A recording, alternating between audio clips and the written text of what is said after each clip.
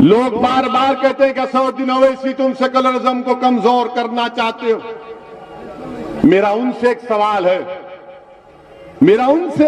है, जरा ये बता दो कि जब 3 अक्टूबर को आमिर खान ठेला बंडी पर अपने कपड़े बेच रहा था तो 2 लोग आकर उसको मारते हैं कि कहा ये नारा लगाओ जेएसआर का, उसने नहीं लगाया तो उसको मारा और पीटा गया। फिर एक लड़का है नियाजी, फरमान नियाजी, बरेली का अलीगढ़ से जा रहा है ट्रेन में।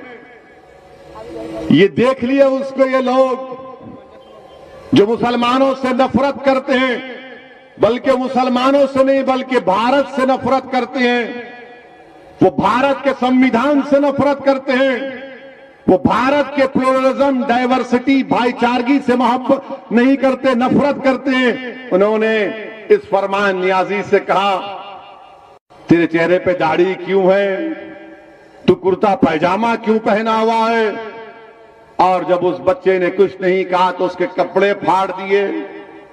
पूरी ट्रेन में कंपार्टमेंट में हो रहा है, ये किसी अलीगढ़ के किसी गली कूचे में अंधेरे में नहीं हो रहा है, ट्रेन में हो रहा है। इसको मारा और पीटा गया, इसकी ऐनक को तोड़ दी गई और ट्रेन में सब बैठने वाले बैठकर तमाशा देख रहे हैं। किसी में इतनी हिम्मत नहीं हुई कि क्या कर रहा है तो बच्चे को छोड़ दे। ये नफरत है ना। अगर हम किसी को देखते हैं कि अगर गली के कुत्ते को कोई मारता है तो कहे मत कर ये हरकत। आप ये देखते हैं और आकर मुझे सेकुलरिज्म की तालीम देते हैं। कौन से सेकुलरिज्म की तुम बात करते हो मेरे सामने? कौन से? वो जो हरियाणा का बच्चा आज से 4 साल पहले हाफिज कुरान, जिसने कुरान को तरावी मुकम्मल करके ईद की तैयारी के लिए नए कपड़े लेकर दिल्ली को जा रहा था तो ट्रेन के कंपार्टमेंट में उसको चाकू से मारा गया, उसके भाई को। वो सेकुलरिज्म जो ट्रेन के कंपार्टमेंट से निकलता, प्लेटफॉर्म पर कोई उठा नहीं सकता, उसका भाई जख्मी हालत में अपने भाई को 20 सीढ़ियां उठाकर लेकर जाता है, दम तोड़ देता है, वो सेकुलरिज्म। इसके बाद भी अगर मैं इसलिए कह रहा हूं, आपको कह रहा हूं, मैं मुखातिब भारत के मुसलमानों से हूं, मैं मुखातिब कोई सेकुलर पार्टी या बीजेपी आरएसएस से नहीं हूं, मैं मुखातिब आपसे हूं। अगर मेरी एक बात गलत है तो आप मुझे पकड़ लीजिए। इसीलिए मैंने कहा कि भारत के संविधान में जो सेकुलरिज्म है मैं उसको मानता हूं।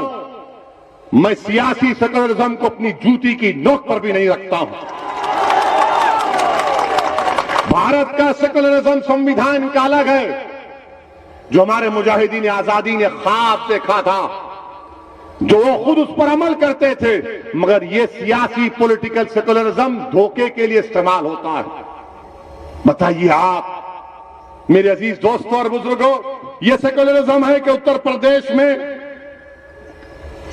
प्रदेश में कितने लोगों को गोली मारी गई?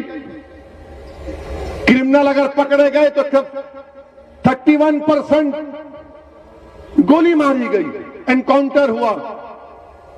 क्या यह सेकुलरिज्म है कि उत्तर प्रदेश में मुसलमानों का लिटरेसी रेट 58% है? यह सेकुलरिज्म है।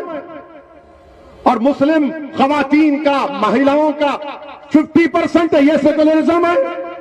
तुम इस सेकुलरिज्म के नाम पर दोगे वोट? किस बुनियाद पर आप वोट देंगे बताओ मुझे। या ये सेकुलरिज्म है कि हाई स्कूल में खाली मुसलमानों के 3% बच्चे, ग्रेजुएशन में सिर्फ 2% बच्चे, ये सेकुलरिज्म के नाम पर आप वोट देंगे? किस बुनियाद पर आप वोट देंगे?